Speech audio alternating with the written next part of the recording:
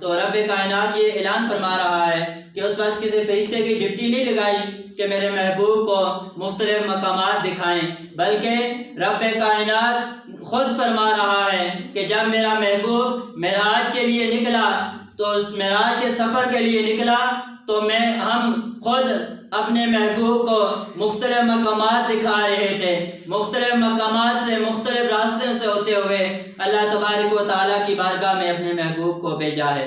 اب یہاں پر اللہ تبارک و تعالیٰ نے قرآن میں فرمایا وَكَذَلِكَ نُرِي إِبْرَاهِيمَ مَلَكُوتَ السَّمَاوَاتِ وَالْأَرْضِ کہ اللہ تعالیٰ نے قرآن میں فرمایا کہ میں نے حضرت ابراہیم علیہ السلام کو زمین اور آسمان کی بادشاہیاں دکھائیں۔ قرآن میں فرمایا اللہ نے کہ میں نے اپنے محبوب کو زمین یعنی حضرت ابراہیم علیہ السلام کو میں نے زمین اور آسمان کی بادشاہیاں دکھائیں۔ حضرت موسیٰ علیہ السلام کے بارے میں فرمایا وَكَلَّمَ اللَّهُ مُوسَىٰ تَكْلِيمًا کہ اللہ تعالیٰ نے حضرت موسیٰ علیہ السلام کے ساتھ کلام فرمایا۔ اب اللہ تعالیٰ نے ابراہیم علیہ السلام کے بارے میں بتایا کہ زمین اور آسمان کی بادشاہیاں دکھائیں، اور حضرت موسیٰ علیہ السلام کے بارے میں فرمایا کہ اللہ تعالیٰ نے حضرت موسیٰ علیہ السلام کے ساتھ کلام فرمایا۔ اب باری آئی حضور نبی کریم صلی اللہ علیہ وسلم کی، جب باری آئی ہمارے نبی کی تو رب کائنات کے حبیب صلی اللہ علیہ وسلم کو اللہ تعالیٰ نے اپنے پاس بلا کر معراج کروا دیا ہے۔ دیکھیں موسیٰ علیہ السلام کے بارے میں فرمایا کہ ہم نے موسیٰ علیہ السلام سے کلام فرمایا۔ ابراہیم علیہ السلام کے بارے میں آیا کہ اللہ تعالیٰ نے ابراہیم علیہ السلام کو زمین کی تمام اور آسمان کی تمام بادشاہیاں دکھائی۔ تو جب باری آتی ہے آمنہ کے لال کی، اللہ کے آخری نبی کی باری آتی ہے تو اللہ تعالیٰ نے فرمایا کہ میں نے اپنے محبوب کو اپنے پاس بلا کر دیدار کروا دیا ہے۔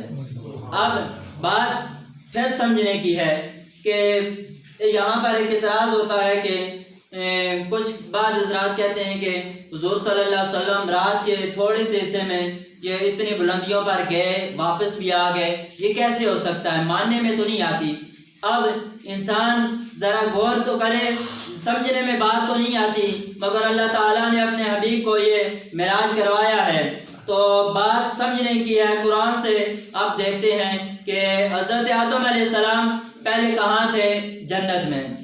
آدم علیہ السلام پہلے جنت میں تھے، تو ایک انہوں نے دانہ کھایا گندم کا، بعض جگہ میں آتا ہے گندم کا کھایا، بعض جگہ میں آتا ہے کہ جو کا کھایا، مختلف مقامات پر آیا ہے، مگر آپ نے ایک دانہ کھایا تو اللہ تعالیٰ نے قرآن میں فرمایا قُلْنَا اهْبِطُوا مِنْهَا جَمِيعًا کہ آپ زمین پہ چلے جاؤ۔ اب یہ کہاں سے ثابت ہے؟ قرآن سے ثابت ہے کہ آپ نے ایک دانہ کھایا، جنت سے زمین پر آ گئے۔ اسی طرح اللہ تعالیٰ کے نبی حضرت عیسیٰ علیہ السلام کے بارے میں آتا ہے کہ بَلْ رَفَعَهُ اللَّهُ إِلَيْهِ عیسیٰ علیہ السلام کے بارے میں آتا ہے کہ اللہ تعالیٰ نے حضرت عیسیٰ علیہ السلام کو اپنے پاس آسمان پہ بلا لیا۔ اللہ تعالیٰ نے عیسیٰ علیہ السلام کو زمین سے اٹھا کے آسمان پر لے گئے۔ اب یہ کہاں سے ثابت ہے؟ قرآن سے ثابت ہے۔ بات یہ ہے کہ حضرت آدم علیہ السلام کا جنت سے زمین پر آنا قرآن سے ثابت ہے، اس کا آج تک کوئی کسی نے انکار نہیں کیا اور نہ ہی قیامت تک کوئی انکار کر سکتا ہے۔ اسی طرح حضرت عیسیٰ علیہ السلام کا زمین سے آسمان پر جانا یہ کہاں سے ثابت ہے؟ قرآن سے۔ اب اس کا بھی انکار کوئی نہیں کر سکتا۔